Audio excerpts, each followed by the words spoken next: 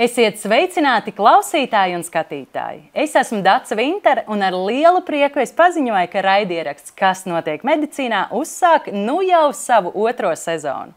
Šajā raidījumā, tāpat kā pagājušajā sezonā, mēs turpināsim meklēt atbildes uz jautājumiem par medicīnas attīstību, digitālo transformāciju, kā arī nākotnes plāniem.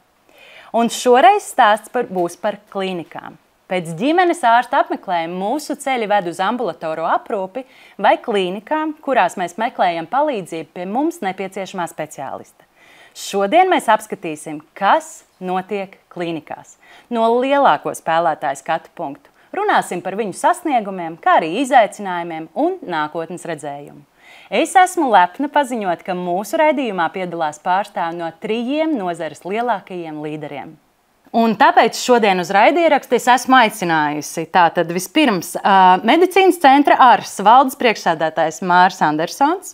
Tad mums ir akciju sabiedrība Veselības centra apvienība klienta apkalpošanas dienesta vadītāja Lolita Ķerve un Veselības centra 4 valdes priekšsēdētājs Māris Revalds. Labdien! Labdien, labdien! Vispirms gribēju teikt jums lielu paldies, ka esat atraduši laiku un īstenībā tādā kompānijā ekskluzīvā, tiešām kā pirms tam pieminēja mūsu 3 lielie vaļi līderi kopā sanākuši, lai aprunātos ar mani šajā raidījumā. Paldies jums liels, ka esat ieradušies, bet nevilksim arī laiku un tiešām ķersimies, kā teikt, vērsim pie ragiem un gribās uz tādas pozitīvas notas sākt šo raidierakstu un ar tādu kā nedaudz palielīšanos vai ko. Un šis raidījums arī ir par šo digitalizāciju, par inovācijām, par attīstību un tāpēc paskatīsimies varbūt nedaudz pagātnē un uz saviem izdarītajiem darbiem, kas tad katrā klīnikā ir izdarīts, kas tad ir tās inovācijas vai tehnoloģijas, ko jūs esat ieviesuši savā klīnikā, varbūt kādi ir inovatīvi risinājumi,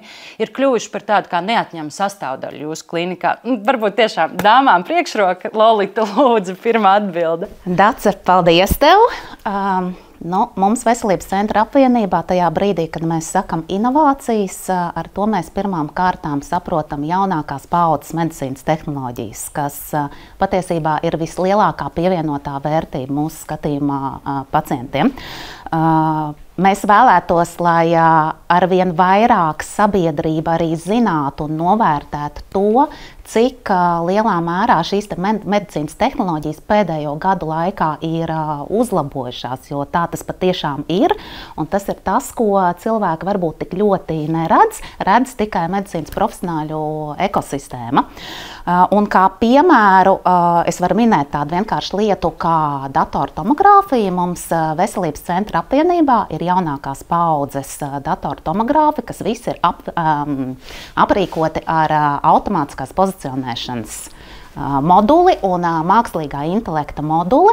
Un vienkāršiem vārdiem runājot, ja iepriekšējās paudzes iekārtās no asistenta prasmēm bija atkarīgs tas, kā viņš pozicionē pacientu un cik kvalitatīvi ir uzņemts attēls, tad šobrīd pacientu pozicionēšana automātiski veic ierīce, mākslīgā intelekta modulis izvērtē noskanēto ķermeni un kāds ir pacienta ieguvums, tiek uzņemts kvalitatīvākais iespējamais attēls ar vismazāko iespējamo radiācijas devu, kas ir patiesībā ļoti liela pievienotā vērtība. Un vizuālā diagnostika un radioloģija vispār ir tā joma, kur mākslīgais intelekts attīstās ļoti ātri. Var pieminēt arī mamogrāfiju, kas šobrīd jau ir tāds higienas faktors. Manuprāt, ka mamogrāfijas izmeklējumus izvērtē un rezultātu izvērtē 4 acu princips. 2 acis ir speciālistam un otras 2 acis ir mākslīgajam intelektam. Un, ja mēs runājam par skrīningu mamogrāfiju, lai diagnosticētu onkoloģiskās patoloģijas, tad tas ir pat 6 acu princips, kad tev ir 2 speciālisti un mākslīgais intelekts. Tas ir tas pirmais, ko es noteikti gribētu pieminēt, runājot par digitalizāciju. Ar ko tad palielīsies mums VC4? Jā, jāuzņem laiks, jo Andersona kungs solīja lielīties 20 minūtes. Ir laiks. VC4 pagājušajā gadā svinēja 30 gadu pastāvēšanas jubileju. Apsveicam. Jā, mēs esam jaunāki par medicīnas sabiedrību ARS, bet tādā cienījumā vecumā. Un ir diezgan daudz, ko stāstīt, jo paveikts ir daudz, un veselības centrs 4 nav tikai vairs poliklīnika Varonielā, kur starp citu top veselas medicīnas kvartāls. Tur tagad ir daudz ēkas un tiek būvēta jauna, moderna medicīnas iestāde, kurā būs integrēta arī slimnīca, un kurā zem viena jumta beidzot būs viss sākot ar diagnostiku, ārstniecību un rehabilitāciju. Bet pariežot laiku atpakaļ, ir jāsaprot, kas ir tie virzieni, kuras mēs esam tie veseli medicīnas virzieni, kas savu laikā ir attīstīti. Jo tehnoloģiju nomaiņu un iegādi, kolēģi stāstīja, tā absolūta rutīna un ikdiena.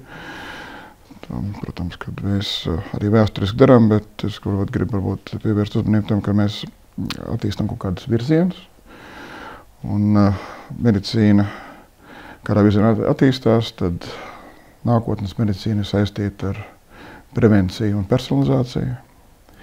Tad mēs esam izveidojuši pirmo preventīvās medicīnas iestādi, kas ir Antiedža institūts, kas darbojas jau vairākus gadus, kurā tiek realizētas ļoti modernas programmas, kas ir saistītas nevis ar cīņas sekām, bet ar prevenciju, ar to, ka mēs mācam cilvēkiem dzīvot tā, lai viņi nesaslimtu. Ja gadījumā saslimst, lai tās slimības tiktu ātri diagnosticētas, atrasts un tiktu veiksmīgi arī izārstēts. Jo tikai laicīgi diagnosticētas slimības ir veiksmīgi ārstējams. Savukārt medicīnas tehnoloģijas tiešām virzās virzienā, kas ir saistīts ar mākslīgā intelekta klātbūtni, ar robotizāciju un ar telemedicīnas risinājumiem, kur ir gan telediagnostika, gan telemonitoringas. Un tie ir tie virzieni, kas, protams, arī tiek attīstīti, kas arī vēsturiski mums ir attīstīti. Un šobrīd es varu pateikt, ka mums ir pirmais robotizētais sonogrāfs, kurš tiešām darbojās. Ja. Pirmie prototipi parādījās 15 gadus atpakaļ, bet viņi ir neveiksmīgi. Šobrīd ir jau robotizēts sonogrāfs. Mums ir arī pirmais sonogrāfs, kuram ir nevis vienkārši mākslīgā intelekta asistents, kas atvieglo, kolēģis smalki izstāstīja, kā tiek atvieglots pats diagnosticēšanas process, vai tiek izmantoti algoritmi vai mākslīgā intelekta risinājumi, kas palīdz apstrādāt attēlu, bet tad ir mākslīgā intelekta rīks, kurš domā līdzi, ja, kurš tad izsaka savu viedokli par to, kas notiek. Ja, un šādi mēģinājumi radioloģijā mums ir bijuši jau diezgan daudz gadus atpakaļ, pie kā viņi darbojušies veiksmīgi. Diemžēl valsts par to negrib maksāt. Tā kā tas parādās arī sonogrāfijā, un ja mēs runājam vēl par kaut kādiem medicīnas virzieniem, tad ir pat kaut kādas lietas, kas varbūt ir komiskas, bet, piemēram, mēs savā laikā sākam nodarboties ar modernu vēju ārstniecību, un šobrīd Latvijā ir tāds stāvoklis, ka ir grūti atrast kādu, kam neslims vējas, ir pazuduši pacienti ar trofiskām čūlām, viņi samērā maz, ja, un visi tie viena daļa, visa ne, bet kaut kāda daļa no tiem ārstiem, kas savā laikā Krišjāna Baronielā tur sēdēja un sāk tur nodarboties, tagad ir izveidojuši visādas klīnikas, kas nosaukuši savos vārdos, un Latvija kļūst par vēju ārstniecības meku, par vietu, kur ir starptautiski atzīti eksperti, kur tiek izstrādāts jaunas metodas, ja, kur tiek patentētas starptautiski. Ja. Un šorīt mēs strādājam 3. paudzes lāzeriem, mēs vējas slēdzam ar dažādu veidu līmēm, ar radiofrekvenci, ar putām, ar tvaiku. Bija arī mēģinājumi, tie gan pagaidām sev vēl neataisno, kad ar augsts intensitātes fokusētu ultraskaņu, ka vispār nav nekāda iedarbina iekšpus, ka tikai no ārpus. Tā kā milzīgs progress dodās jomās, un tas pats ir darīts estētiskajā medicīnā, kuriem milzīgi mašinēriem un grūti izstāstīt. Tādas grāmatas vai, teiksim, dermatoloģija. Dermatoloģijas klīnikas, ir onkodermatoloģija, doktora Karla klīnika, piemēram, ja, kas ir viena no mūsu sistēmas sastāvdaļām. Un tāpat visu Latviju noklāt ar dažādām diagnostikas iekārtām, ko parasti dara mūsu uzņēmums vizuālā diagnostika un tādā garā. Tā kā ir tiešām darīts daudz, un ir kaut kādas stūrakmeņi, ir kaut kādas arī metodas, kur mēs esam pionieri, līdzīgi kā medicīnas sabiedrība ārsts, kas arī bijis ļoti inovatīvi, un Andersona kungs droši vien izstāstīs arī, teiksim, viņam ir daudz ko teikt šajā sadaļā, bet ir jomas, jā, teiksim, sonoelastogrāfija, mamogrāfija, tomosintēze, mobilā mamogrāfija. Tur ir ļoti daudz, tur var stāstīt ilgi, tā kā jāatdodas tāpēc Kotiņš Andersona kungs, kuram arī neapšaubāmi ko teikt. Es gribēju teikt, ka te vēl kaut kas vispār paliks, ko pastāstīt. jau stipri mazāk palicis pēc Revolta kunga, bet nu tā. Mūsu klīnikas tas uzstādījums ir agrīnā diagnostika, ja, ko mēs arī esam līdz ar to nācās ieviest dažos gadījumos jaunu tehnoloģijas Latvijā kā pirmie. Mums tas pionieru status ir piemīt, bet es jau tikko dzirdēju, ka dažās jomās, kur jau Revolta kungs mūs ir apsteidzis. Mums vēl nav robotizētā sonogrāfa, bet toties mums ir tā saucamā pozitrīna emisijas tomogrāfa, ja PET-CT kombinācijā ar modernu kompjuteru tomogrāfu. Un tur tā digitalizācija izpaudās tādā veidā, ka mēs to ieceri jau bija kā viens no diagnostikas, pilnvērtīgu diagnostikas veidiem, ja 2012. gadā bija iecerēts, bet toreiz vēl tā digitālā PET-CT vispār nemaz pasaulē vēl nebija.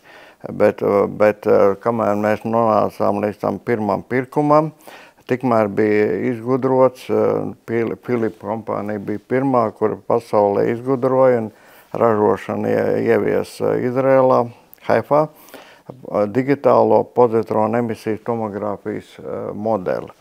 Un tur tā izrādījās, ka tā ir vismodernākā diagnostikas metode šobrīd pasaulē, visadvancētākā, kur diagnostika stādīta jau šūnu līmenī.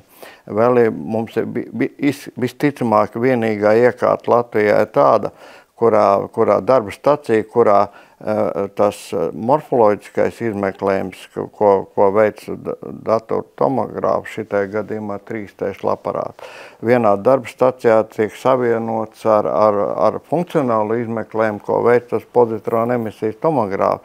Un tad jau tur tā bilde ārstam ir pilnīgi pilnvērtīga par kaut kādu orgānu funkciju un izmaiņām un funkciju vienlaicīgi, ja.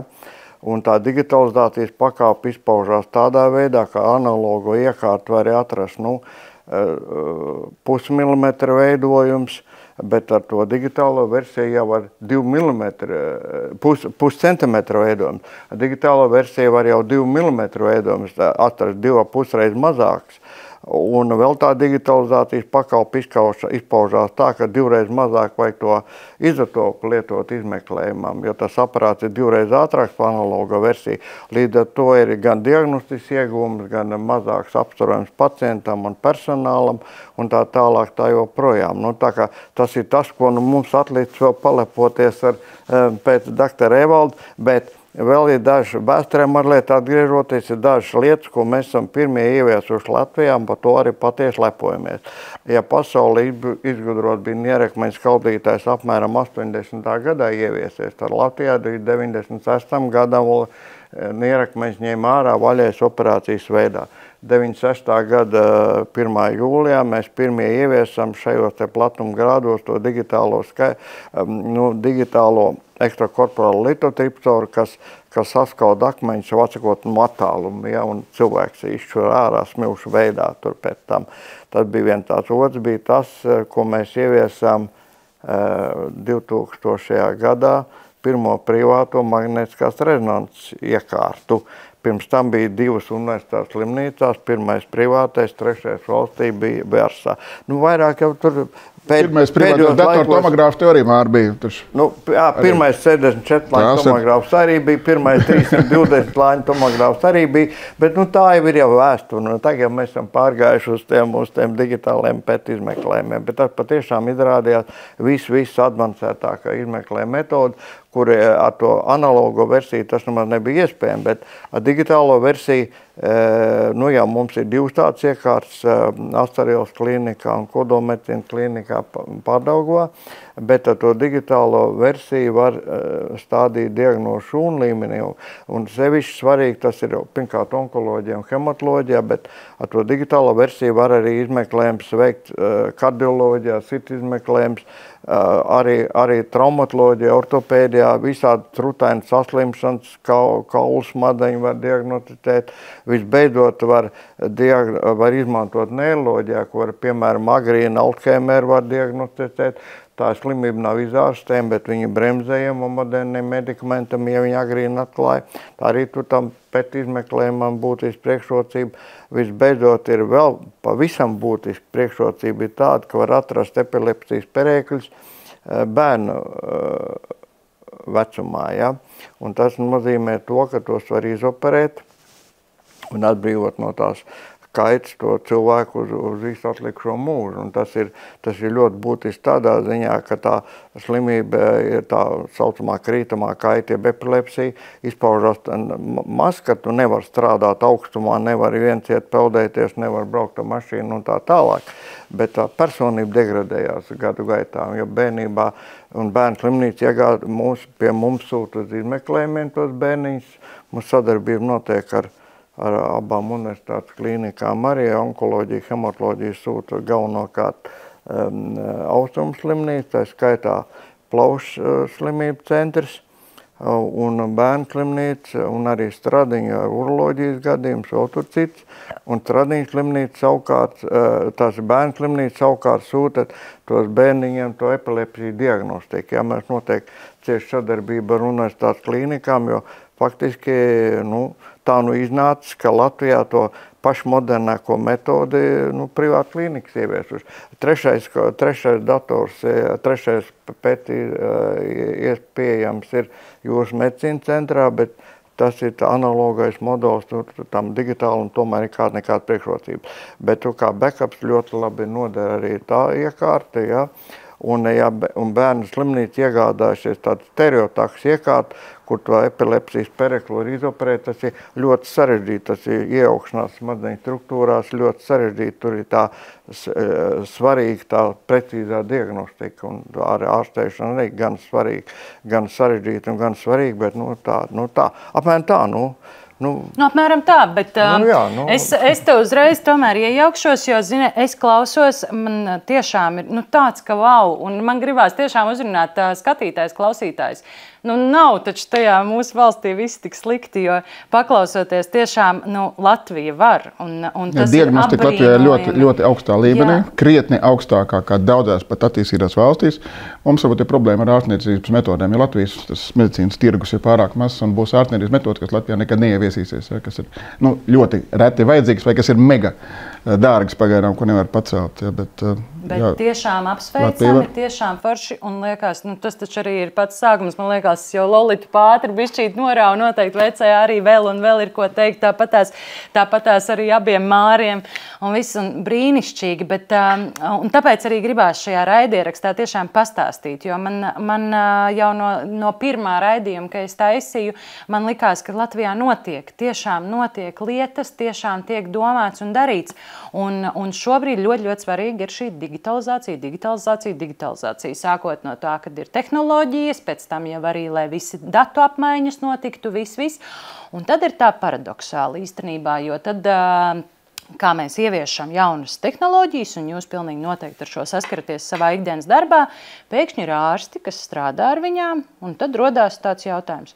Man vairs nav laika iet pie pacienta, es tagad tikai visu digitalizēju. Kā ir ar tas pacienta ceļš, gan no pacienta viedokļa, ienākot jaunām tehnoloģijām, inovācijām iekšā, kā jūs to sajūtat savā klīnikā no sava ārsta viedokļa, vai tiešām šis ir trāpīgi vai mānīgi, tas, ka man vairs nav laika pacientam? Kā varbūt šo jūs varat komentēt, kā šīs jaunās inovācijas ietekmē šo visu pacientu aprūpi? Varbūt sāksim šoreiz ar jums. Jā, mēs dzīvojam ļoti modernā laikmetā, un tehnoloģiskais progress ir tik ārkārtīgi strauji, un arī tas pātrinājums, ko ir devuši mākslīgā intelekta rīki, šobrīd tas ir gaismas ātrums. Lūk, mums tam jātiek līdzi, un šeit ir pietiekami daudz, tad ir gan gaišā, gan tumšā puse šiem procesiem, gan no ārsta skatu punkta, gan no pacienta skatu punkta. Ja mēs skatāmies no medicīnas profesionāļu skatu punktu, mēs jau ar jums parunājam, medicīnas profesionāļi ir dažādi. Viņi arī ir tikai cilvēki. Diemžēl vidējā ārstu vecuma struktūra ir diezgan augsta. Un ir situācijas, ar kurām mēs visi saskaramies, es domāju, pilnīgi visās mūsu klīnikās, kad ir ārsti, kurus sauc par aizbergiem, kuri vispār digitalizācijas procesā nepiedalās vispār. Ja?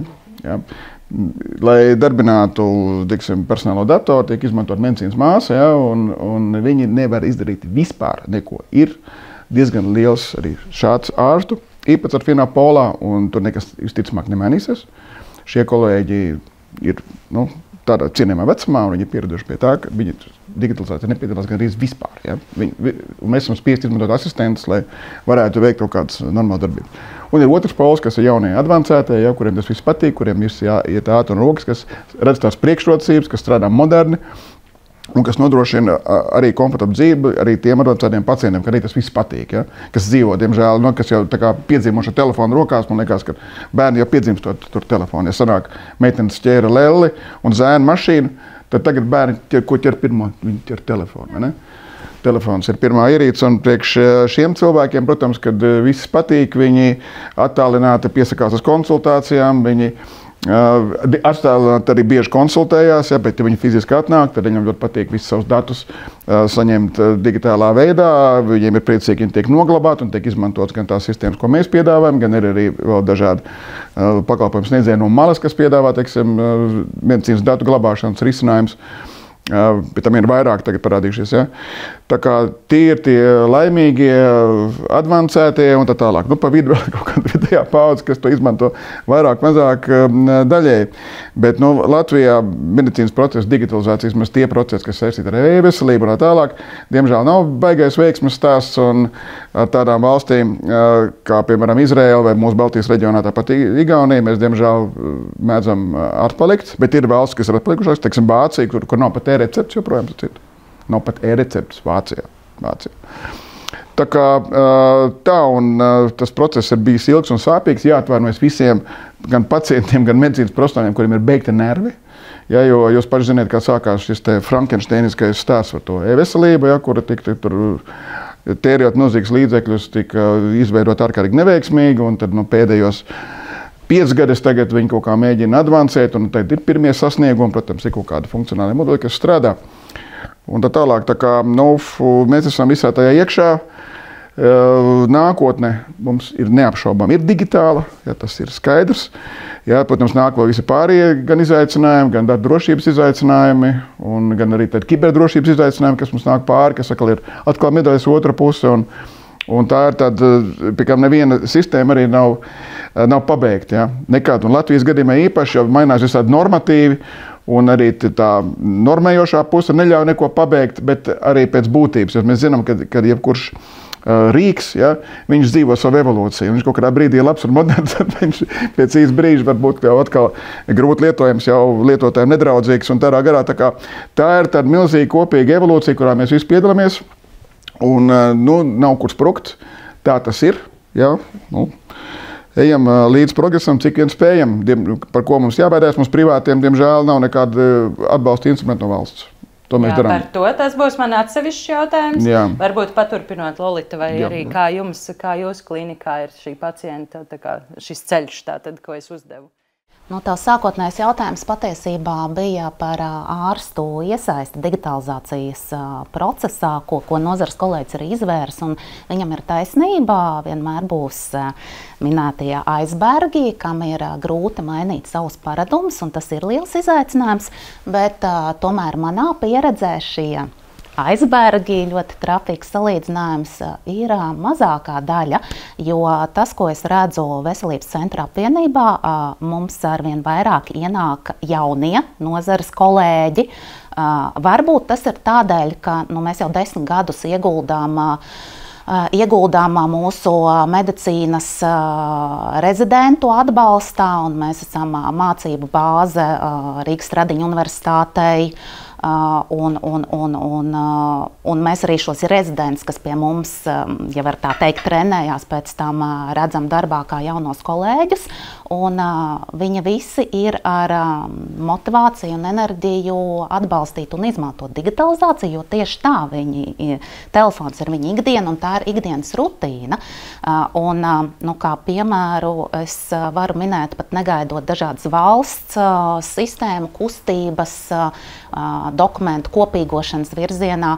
Mums, piemēram, neiroloģijas virziens ir nonācis pie secinājuma, ka līdzīgi kā radioloģija radioloģijā jau gadiem notiek radioloģijas izmeklējuma iesūtīšana vienotā sistēmā Datamed, tad šobrīd mēs esam uzsākuši projektu, kas drīzumā arī realizēsies. Mēs mērķtiecīgi gribam visas neiroloģijas izmeklējumus, elektromiogrāfiju, elektroencefalogrāfiju, polisomnogrāfiju, slīpā galda testu, tātad visus iespējamos izmeklējumus iesūtīt tajā pašā Datamed sistēmā, kur mēs savukārt laikam tad būsim pirmie, lai varētu pacientam realizēt to jauno multidisciplināro pieeju, uz ko mūsu medicīnas sistēmas iet, un mēs to nevarētu izdarīt, ja mums nebūtu ārsta atbalsts. Bet jā, es arī piekrītu, ka ir arī kaut kādi virzieni, kur ārstiem ir jāiemāca citi procesi, cita rīcība, un tad ir grūti attiecībā uz paradumu maiņu, bet es domāju, ka šajā procesā arī palīdzētu tas, ja vairāk ieklausītos biznesa un ārstu vajadzībās par to, kā lietotājam ir visērtāk izmantot tās sistēmas, ko ir paredzēts ieviest. Jo, ja tev parāda taisnāko ejamo ceļu un tev ir ērti, tad tu to gribi darīt. Ja tev liek iet pa dažādiem apkārtceļiem, tad tu to iespējams negribi darīt. Jā, un tagad arī, ja mēs uzreiz pie tā pacienta jau pieķērāmies, tad varbūt jautājums uzreiz nevis no ārsta puses, kur mēs tagad pastījāmies, bet mans jautājums bija no divām pusēm. Ārsta puse, pacienta puse. Vai vispār pacients ir gatavs šai digitalizācijai? Es atceros jūsu jautājumu sākuma daļu. Ir tā, ka īstenībā ir otrādi. Ārsti pieprasa augstāku digitalizācijas pakāpi no administrācijas puses, lai viņi varētu vairāk pievērsties pacientam, nevis mazāk, jo viņiem tā papīra rakstīšana, kas līdz šim ir lielā mērā vēl saglabājusies. Un vēl interesants piemērs. Šodien bija, es nāku no sēdes, kur izsauc radiologu mamogrāfu komanda mūsējā un piedraudēs teiku pēc mēneša, ja mēs mēneša laikā nepabeigsim digitalizācijas procesu, piemēram, mamogrāfijas jomā, ja? Tas ir krūšu izmeklējumiem. Ja? Pilnīga streika piedraudēja. Ja? Tur mēs izsaucām galveno mūsu to IT speciālisti, kas taisnojās, kad nodīvojas, ka tiešām mēneša laikā pabeigš to programmu. Ja? Bet pilnīgi streika piedraud, ja? Jo viņiem ir stipri neētāk strādāt, jau tur nav. Otrs, vēl es gribēju vienu punktu bilst par labu tiem dinozauriem saucamajiem. Ja? Starp dinozauriem ir tādi cilvēki ar degošām acīm, kas agrāk nekā tie jaunieši ievieš daudz metodu. Ne visi taisnība, kolēģim ir taisnība, ja ne visi, bet ir tādi. Plaši pazīstam publikā ir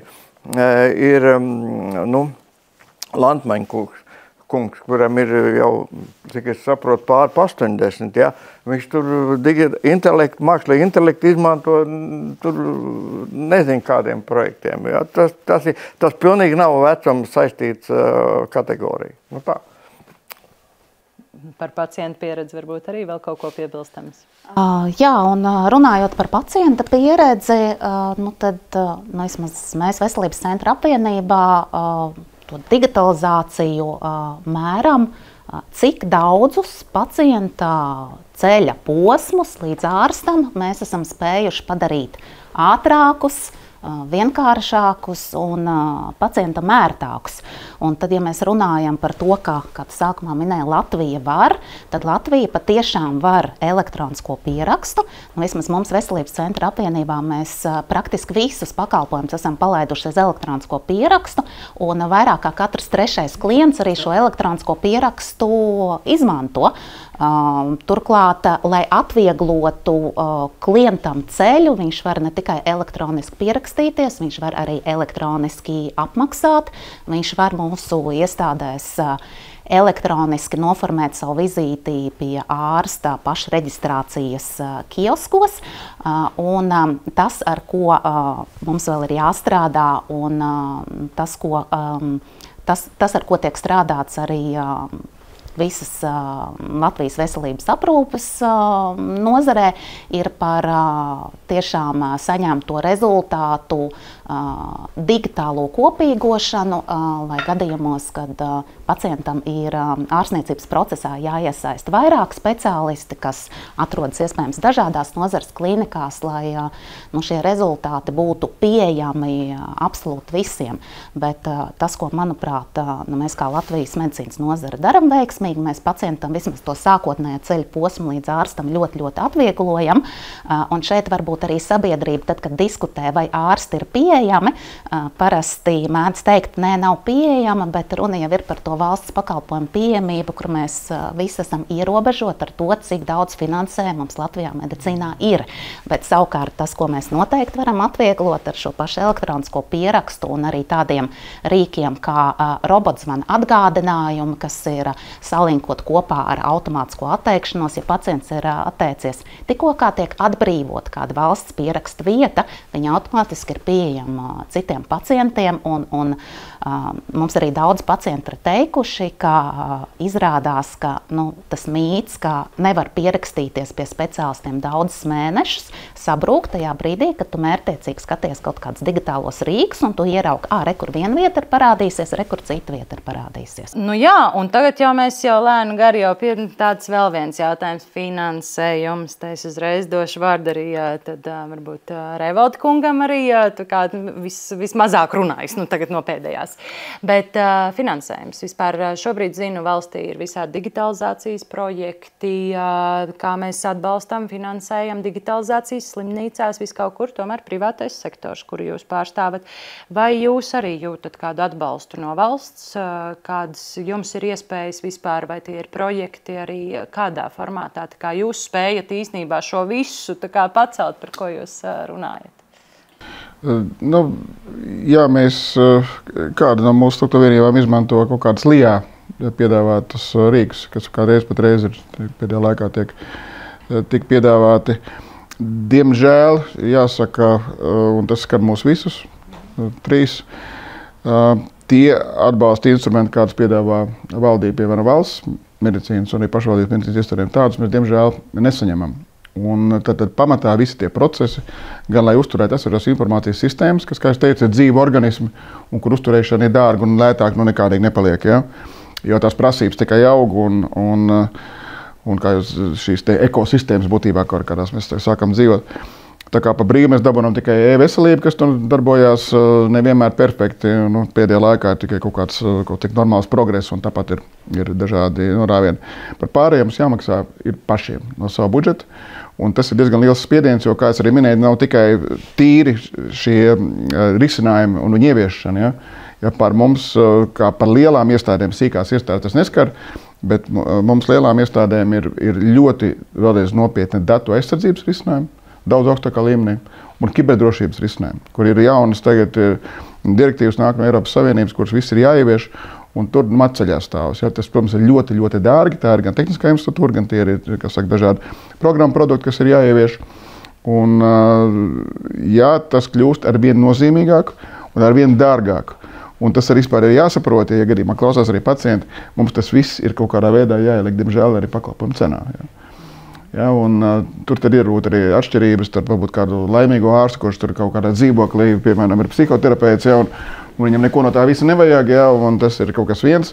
Mums pakalpojumu cenā ir jāieliek viss, ja, gan visi komunikācija ar pacientiem, visi zvanu centri, visas šīs te pārzvanīšanas, atzvanīšanas, atbildēšanas, online bookingi, online norēķini. Mums arī tālāk visa pārējā darba organizācija, visa datu glabāšana, datu nodošana un saņemšana, ja, datu arhīvi. Ja. Tālāk šie mega drošības risinājumi un ārstniecības iestādes lielās ir kā reizi tajā augstākā riska zonā, un mums ir visaugstākais prasību līmenis, kāds vien var būt. Un tā tālāk, plus vēl arī tas, ka arī visas mūsu pieminētās ierīces, ja, kuras kļūst arī gudrākas, un katrai tagad ierīcei ir tā fizikālā daļa, teiksim, rentgenam ir spuldze un uztvērējs, ja, bet viss pārējais ir viena digitalizācija. Ja. Pārējais viss ir digitāls, ja, kas notiek, kā šie procesi tiek vadīti. Un tas piedzīvo nepārtrauktu evolūciju. Savukārt mūsu darbinieki, ko es arī varu noteikti runāt visu vārdā, es neko sliktāku nevienam ārstam nekad vairs nevaru piedāvāt. Ja? Nekad mēs viņam vairs neiedosim kaut kādu sonogrāfu, kuram ir sliktāka attēla kvalitāte vai rentgena bildi, mēs nevarēsim rādīt, kur vairs nav tā kvalitāte. Ir nepārtraukts progress un šis ritenis ripos priekšu, bet arī tik tiešām medicīna ir tātad ļoti, ļoti kļuvusi tehnoloģiska. Tas arī ir fakts. Un medicīna dzīvo arī totālā cilvēku deficītā. Un līdz ar to tas, ko es jau pieminēju, un arī kolēģi te par to pašu ceļu, jā, vēlreiz mākslīgā intelekta risinājumi, jā, digitalizācija, jā, robotizācija, jā, telerisinājumi, attālināti risinājumi. Tas ir tas, kas nāk un kas lielā mērā, tuvā nākotnē, aizstās arī cilvēks. Ja? Un mēs zinām, ka ir pasaulē jau anoncēts vairākas klīnikas, kuras ir mākslīgā intelektā balstītas klīnikas. Tad mākslīgā intelekta atbalsta instruments arī izmanto vismaz mūsu klīnikas ārstu viena daļa, kas to māk izdarīt. Un ja sanāk skaitījās nemodīgi, piemēram, tur googlēt, ja, un kādreiz ārsts manā klātbūtnē googlēja, ja, laikam neko nezina. Tad tagad viss ir mainījies. Tas ir gudrinieks lielais. Viņš pārbauda savu viedokli paralēli, izmantojot mākslīgā intelekta atbalsta instrumentus. Nu, lūk, bet vēlreiz runā par finansēm. Tas viss ir uz mums, un mēs esam ekonomiski ģēniji, un mēs esam Latvijas veselības aprūpes sistēmas burvju nūjiņas. Ja? Jo mēs visi sniedzam ne tikai maksas, ja? Kurš vairāk, bišķi, kurš mazāk, bet arī valsts apmaksāt pakalpojumus. VCA ļoti lielā apmērā to sniedz, ļoti lielā apmērā.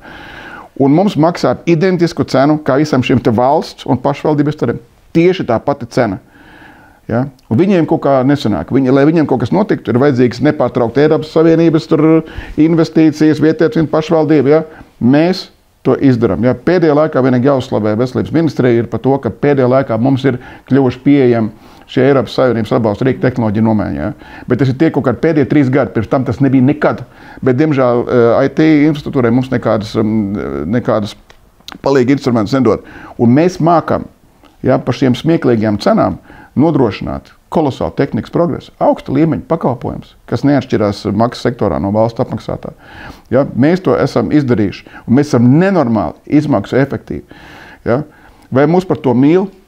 Uzmaniet, nē. Ja, mēs esam lielā mērā nepatīkami. Ja? Dēļ to, ka mēs varam. Ja? Mēs esam radījuši daudzu 100 miljonu vērtu medicīnisko infrastruktūru. Sākot no ēkām, no slimnīcām, kas top un kas jau ir tapušas. Ja? Ja, Andersona kungs arī aizmirst palēlīties, ka viņš atjauno slaveno vēsturisko 4. Slimnīcu, kurai ir jau 2. kārta atklāta un kur būs vēl viena skaista slimnīca tuvākā nākotnē. Mēs visu to darām un mums viss sanāk. Un ja mēs esam kapitāli, tad mēs neesam sociāli vairāk domājuši. Prasa, jo no privātā sektora vienmēr prasa vairāk. Taču, Jā, mums vienmēr pārmet, ja, kad mēs nenodarbojamies slimnīcu darbībā ar neatkarības palīdzības sniegšanu, ja, un tā ir viena lieta, par to ir labāk jāmaksā tās slimnīcām. Ja, bet ļoti daudz darbības ir tieši tāds pašs identisks. Ja, un vēlreiz es uzsveru, ja, privātie šobrīd būvē slimnīcas. Mēs būvējam slimnīcas, mēs radām mega ultramodernas laboratorijas, ja, kas ir, teiksim, kad tagad, piemēram, VCA sistēmā esoši, ja, teiksim, tā tālāk. Ja. Super, ja, pasaules augstākie standarti. Un tas viss ieviešās vienkārši maksāt par pakalpojumiem, saprotiet? Ja. Jā, bet te jau arī ir svarīgi, ka tiek veidot sabiedrības izpratni, tad, kad pieaug cenas, tas ir tieši tāpēc, ka nozares spēlētāji iegulda attīstībā. Tajā daļā, kur pieaug, jā, bet teiksim, tajā valsts sadaļā jau nepieaug. Tagad cenas ir iesaldētas. Ja? Jā, bet mēs spējam. Ja? Un kaut kā redzēt, kapitālisms spēj un sociālisms nespēj. Gandrīz neviens viņam nespēja, un mēs visi spējam. Tā ir tiem, par ko vajag aizdomāties. Lai doktors Rievalds neaizrautos, es varētu piekrist visam, ko viņš teica līdz tam, bet nobeigumā es teiktu tā, ka,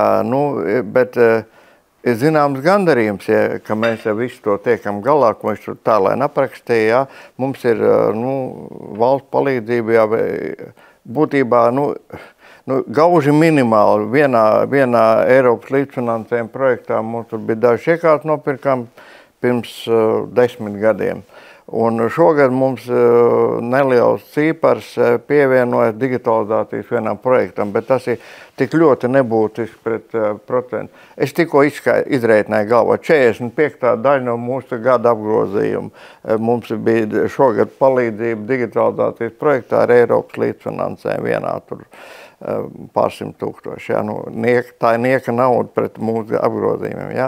Bet tas gandarījums ir tāds, ka mēs to tiešām varam, un Latvija var. Nu, tā ir skaitā mūsu personā, tie 3. Jā. Brīnišķīgi, un tajā pašā laikā es jau dzirdu, tur jau aizmirsa kaut ko pateikt, jau zinat diezgan daudz viens par otru. Jūs savukārt teicāt, mēs jau sadarbojoties tur ar klīniskajām universitātes slimnīcām daram, un ko? Kā ir jūsu starpā? Nu, tas tāds varbūt tāds jautājums interesants, bet tajā pašā laikā, jā, jūs konkurējat ikdienā, bet kā sarunāties jūs vai arī jūs redzat, kad šajā mirklī vai varbūt jau ir bijis arī spējat veidot kopīgus risinājumus, kopīgu redzējumu? Nu, es labprāt atbildētu, ja. Kā ir reālā situācija, Dr. Trēvos ļoti tēlēni aprakstīja, tā tas ir. Mēs strādājam pēc tiem pašiem valsts fiksētiem tarifiem, jā. Mēs paši pērkam iekārtas, paši algojam ārstus, pārējo personālu, vēl maksājam kredītu procentus pa līzingā ņemtām iekārtām un tā tālāk. Strādājam to pašu pakalpojumu, pārdodē valsts, valsts, NVD, pārdodam pa tādu pašu fiksētu cenu, kur valsts un pašvaldību klīnikas piedalās ar subsidētām iekārtām, jā, viņiem tikai jāmaksā tekošās izmaksas, jā, un materiāli un algas, jā.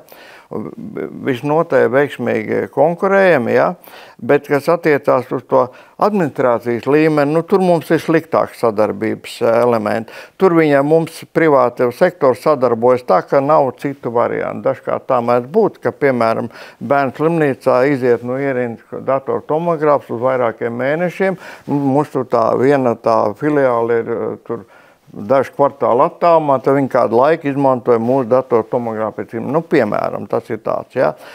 Bet, vairumā gadījumā tā ne. Bet klinicistu kolēģi līmenī mums ļoti normāla sadarbība notiek. Es jau pieminēju to bērnu slimnīcas variantu.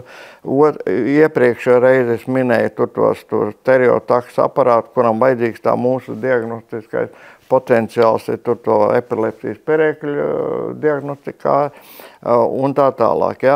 Savukārt Stradiņas slimnīcas kardiologi. Es vairāk šoreiz gribēju domāt par jums trījiem. Tieši par šo sadarbības labi. Es varu teikt tā, ka Stradiņas slimnīcas kardiologi pie tā mūsu kardiologu diagnostus to pašu mūsu filiāli sūta savus pacientus sarežģītākos gadījumus. Vienkāršāk, ka viņi paši tiek galā. Bet mūsu savā starpā, kā lai to pasaka?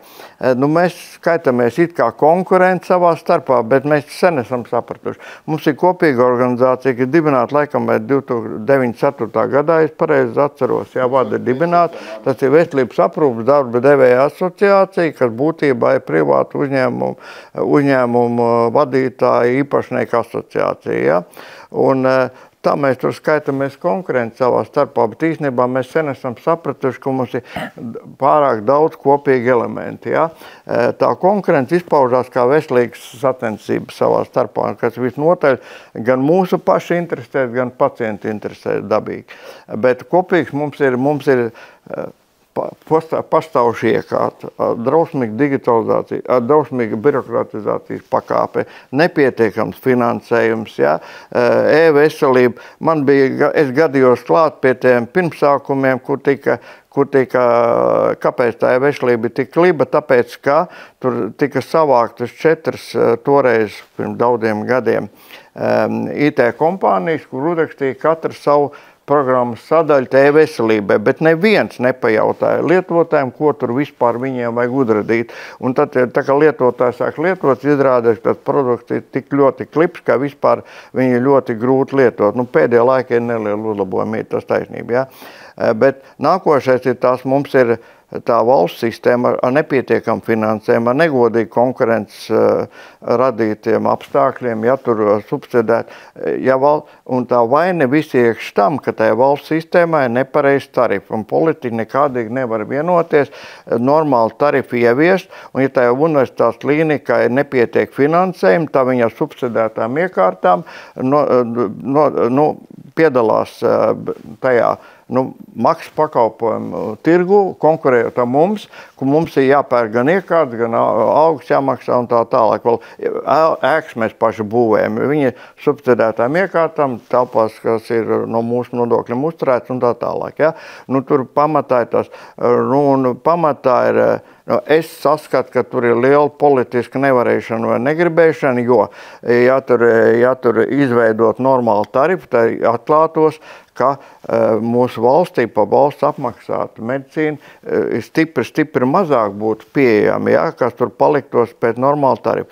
Tā kā universitātes slimnīcām liek strādāt pēc aplām tarifa, tad viņiem nekas cits neatliek, kā piepelnīties ar maksas pakalpojumiem, nodrošinot mums negodīgu konkurenci. Šitas jau vien ir tāds ļoti, ļoti būtisks elements, kur mēs esam absolūti vienoti savās nostājās, savos uzskatās. Vēl ir privāta apdrošināšana, arī tur ir visādi mēģinājumi, tā sakot, ietaupīt uz mūsu un uz pacientu rēķinu. Atkal tur mums ir vienota politika. Tā kā ir tā, ka tā mūsu tā dabiskā sacensība, tas jau ir visnotaļ gan mūsu paša, gan pacienta interesēs. Es tā klausoties, man vairāk liekas, ka tāda kopīga sāpes. Gribētos teikt, vairāk kopīgas sāpes. Tajā brīdī, kad atrisinājums ir, tad jau jūs tomēr spējat Bet kā, piemēram, liekas, vai jūs trīs ir kaut kādas lietas, kur jāsadodās ir rokās, varbūt arī citām klīnikām Latvijā, kur, lai ietu vēl uz augstāku rezultātu, varbūt vēl kāda sāpe vai vēl kāds risinājums nākotnē, varbūt, ko var redzēt kopīgiem spēkiem? Patiesībā gribēju teikt tieši to pašu, ko Andersona kungs, un paldies Rēvalda kungam, kas satur kopā Veselības aprūpes darbdevēja asociāciju, kur tiešām mēs visi trīs klātesošie nozares spēlētāji un virkni citu nozares spēlētāji ir apvienojušies, un tas ir tāds spēcīgs vārds veselības aprūpē Latvijā, tieši tad, kad ir jāpārstāv tās mūsu intereses, arī sarunās ar valsti galvenokārt, arī reizēm sarunās ar sabiedrību. Mēs tur runājam gan par sāpēm, gan par tām lietām, ko mēs neuzskatām par sāpēm, bet izaicinājumiem, kā piemēram tagad droši vien ir dzirdēts arī plašākai sabiedrībai ārpus medicīnas profesionāļiem par e-nosūtījumu, jauno paredzēto moduli, kur ir pietiekami daudz neskaidrības, pietiekami daudz izaicinājumu, un ir labi, ka tu vari nevis katrs atsevišķi iet ar tiem jautājumiem, bet ka tu vari kopīgi apmainīties ar viedokļiem un iet ar kopīgi jautājumu. Un es nerunāju tikai par tādu strateģisko līmeni, man kā klienta apkalpošanas dienestu vadītāja ir daudz praktiski procesi, kas ir jāatrisina, un jā, tajos gadījumos, kad ir kopīgi jautājumi, nav nekāda problēma arī piezvanīt veselības centrs 4 klienta apkalpošanas dienestu vadībai un salīdzināt viedokļus un padomāt par labākiem risinājumiem. Tā ir ļoti, ļoti tāda liela vērtība un, manuprāt, Latvijas medicīnas tirgu joprojām pieprasījums ir gana liels un piedāvājums ir nedaudz mazāks, un mums visiem ir savi virzieni, kur mēs attīstamies. Katram varbūt daži vienādi, bet daži savādāk, un tas viss, manuprāt, ļoti labi saliekās kā puzles, lai mēs tiešām Latvijas sabiedrībai nodrošinātu maksimāli iespējami labāko veselības aprūpi. Tad mēs arī īstenībā ķeramies klātam pēdējiem jautājumam un gribējās sākt uz pozitīvas nots un gribās arī nobeigt tiešām uz pozitīvas nots. Man liekas, šodien mēs ļoti daudz ko esam izrunājuši un ļoti feini tas viss tā kā izklausās un redz, ka tiešām tie līderi ir ļoti spēcīgi. Bet paskatāmies nākotnē. Kā jums katram izskatās, kas ir tās pāris lietas, kuras ir šie fokusi, varbūt nākotnes redzējums uz to, par ko mēs vēl tā kā varam pasapņot, varbūt katra no jums klīnika. Ir šīs prioritātes, kaut kas atšķirās, kaut kas ir kopīgs. Pastāstiet tāpat kā sākumā, kas ir izdarīts, tad tieši tāpat tās pasapņojam par nākotni. Par dažām nākotnes vīzijām es jau izstāstīju, jo mēs esam procesā un tuvākā nākotnē, ko grib izdarīt VC4, ir pabeigt būvēt tad lielu šo medicīnas centru, kas ir sastāvdaļa no vesela medicīnas kvartāla, kurā tas tagad būs ieintegrēts. Bet, ja es tā drīkst varbūt vairāk filozofiski domāt par nākotni, tad man gribētos paturpināt to domu, kas ir saistīta ar mūsu asociāciju un ar mūsu vietu visā veselības aprūpes sistēmā. Jo, kā es teicu, mēs esam vienīgā, no finansēšanas viedokļa, vienīgā bezproblēma zona. Ja? Mums samaksā, cik no tur viņi tur var, un mēs visu izdarām labā kvalitātē. Mums gribētos, lai to novērtē, lai valsts ar mums rēķinās, lai valsts mums uztic vairāk, jo mēs esam izmaksu efektīvi. Mēs nemaksājam neko. Mums nevajag neko lieku. Ja? Mēs visu izdarīsim. Jo visu, kas mums ir uzticēts, mēs darām tiešām izcilā kvalitātē, labi, bez pikstēšanas un ņaudēšanas. Nu, te jautājums gan, ko pacients, kas skatītājs teiks, jā, jo mēs par to samaksājam. Valsts maksā, es par to sadaļu runāju. Labi. Par valsts samaksāto sadaļu, jā, pacients, tā sadaļa, ko maksā pats pacients, un tā ir vēl viena lieta. Pacientiem es gribu nomērt, lai viņiem būtu pēc iespējas mazāk jāmaksā. Pacientiem būtu mazāk jāmaksā, lai valsts sadaļa būtu labāk finansēta, gudrāk finansēta, salikt pareizi akcenti, par ko valsts vēl varētu parūpēties, lai valsts mazinātu negodīgu konkurenci, par ko maigi pieskārās tur Andersona kungs. Ja. Bet jā, mēs savstarpēji konkurējam godīgi, jo mēs lietojam pamatā savus resursus, jā, vai kaut kāds aizņēmums, tas kā mēs radām to, ko mēs tur darām, un tā rodās tās pievienotās vērtības. Savukārt valsts puse ir diezgan pamatīgi subsidēta. Ja. Ēkas par brīvu, iekārtas par brīvu. Ja. Arī IT risinām lielā mērā par brīvu. Ja. Ja, tur ir vesels rinda atbalsta mehānismu. Par mūsu nodokļu naudu. Par mūsu arī, tā skatā mūsu maksāto naudu, ja. Un to dara gan valsts, gan pašvaldības, sevišķi Rīgas pašvaldība ļoti ir aizrāvusies ar to. Ja. Ja, tur tiek būvētas slimnīcas un grib vēl būvēt, ja, par mūsu, tā skatā ar mūsu net par naudu. Un ja šie subjekti sāk sniegt, kamēr viņi sniedz valsts apmaksātas pakalpojumus, arī tā kā varētu būt ok. Jo viena daļa valsts pakalpojumu pēc definīcijas ir jāsubsidē. Par terciālo aprūpi, neatlieko palīdzību jautājumu nav. Pareizi. Bet par to sadaļu, kas ir maksas medicīna, kurā viņi visu to izstumu, ko viņi dabūjuši pa brīvu, tā nav godīga konkurence. Ja? Un mēs ļoti gribam sagadīt laikus, kad konkurences uzraugi spētu uz to normāli paskarīties. Ja? Ja? Jo mēs esam par godīgu spēli. Lolita, jūsu nākotnes plāni un redzējums?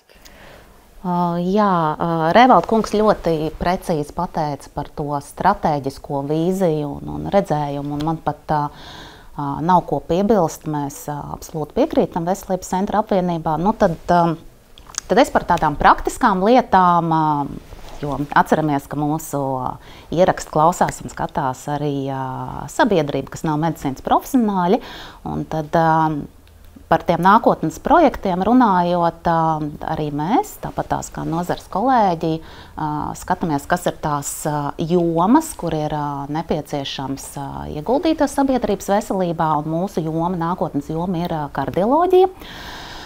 Kardioloģija gan no tā aspekta, ka kardioloģiskās saslimšanas ir visplašāk izplatītās saslimšanas pasaulē, un jā, Rēvalda kungam bija pilnīgi taisnība, ir preventīvā medicīna, ir tas, par ko ir jārunā un kur ir jāizglīto sabiedrība, bet, diemžēl, tie cilvēki, kas šobrīd ir, es pat teiktu, vidējā vecumā, nevis seniora vecumā, viņi arvien biežāk slimo ar kardiovaskulārajām slimībām. Un, lai cīnītos ar sekām ļoti, ļoti kvalitatīvi, tad mēs šajā jomā ļoti ieguldamies. Mēs investējam atkal tehnoloģijās, lai pacientiem būtu ērtāk monitorēt sirds ritmu. Mēs esam, laikam, pirmie, kas izmanto medicīnisku ierīci, kas ir līdzīgi kā vieta pulkstenis, Teltohert, kas ir zināmā mērā aizstājies Holter monitoringam, tikai daudz ērtāks un ilgtspējīgāks. Mēs veidojam sirds mazspējas kabinetus, mēs veidojam speciālas kardiorehabilitācijas programmas, un mēs rūpējamies arī par ārstu tālāku izglītību. Nu, piemēram, tagad arī, ja es drīkst palapoties, mums būs tagad septembrī liela konference tieši medicīnas profesionāļiem, misijas sirds, kas ir mums pārsteidzoši un ar prieku ļoti labā dalība, apmēram 550 reģistrēti dalībnieki. Bet tas ir tas virziens. Un es te varbūt nemanāšu tādas sīkākas lietas, protams, par digitalizāciju, jo projām atvieglojam pacienta ceļu, ieviešam automatizāciju, pierakstīšanās, apziņošana un citi digitalizācijas rīki. Nu, tad pēdējais vārds. Prevencija vairāk atstāja kolēģiem, konkurentiem, tā sakot. Mūsu nākotnes projekts ir dažos gados pabeigt to 4. sarkanā krusta slimnīcas rekonstrukciju līdz galam, lai būtu iespēja pašiem arī ārstēt tos jaunatklātos gadījumus, ieskaitot onkoloģiju. Ja? Tas ir tas mūsu tāds liels un būtisks projekts. Ja? Ko man liekas, ka ar šo arī mēs noslēdzam raidījumu. Es tiešām redzu, dzirdu, priecājos, slavēju. Pilnīgi noteikti es redzu, ka klīnikas virzās uz šo digitālo nākotni, ka jūs apzināties, jums rūp kā pacients, tā jūs ārsti. Es tiešām varu vēlēt tikai iesākt to turpināt, lai tiešām arī pēc gada, pēc 5, pēc 10 gadiem mēs varam teikt, Latvija var, ka mēs vēl esam attīstījušies, kā teica, kosmosa ātrumā, man liekas, jau ar AI un visu pārējo mēs ejam, bet tiešām man pēc šīs sarunas gribās tiešām novēlēt jums, lai jūs sadzird, lai tiešām jūs ņem vērā un tiešām, ja jūs varat, tad arī ņem šo piemēru, ir vairāk šīs sadarbības un mēs mācamies viens ar otru runāt. Feini redzēt tas, ka mākat sarunāties jūs savā starpā, bet valstī vispār, lai mēs, man liekas, darītu daudz, ko ir jādara kopā. Tā kā vēlu jums visu to labāko, lai tiešām viss iet uz augšu un pacienti ir aizvien apmierinātāki un viņiem tiek piedāvāts aizvien jaunas tehnoloģijas. Liels jums paldies par to, ka bijāt šajā raidījumā. Gari mums sanāca, bet tajā pašā laikā man bija brīnišķīgi interesanti. Tā kā paldies jums liels, bet mēs tiekamies jau nākamajā, kas notiek medicīnā raidījumā. Tā!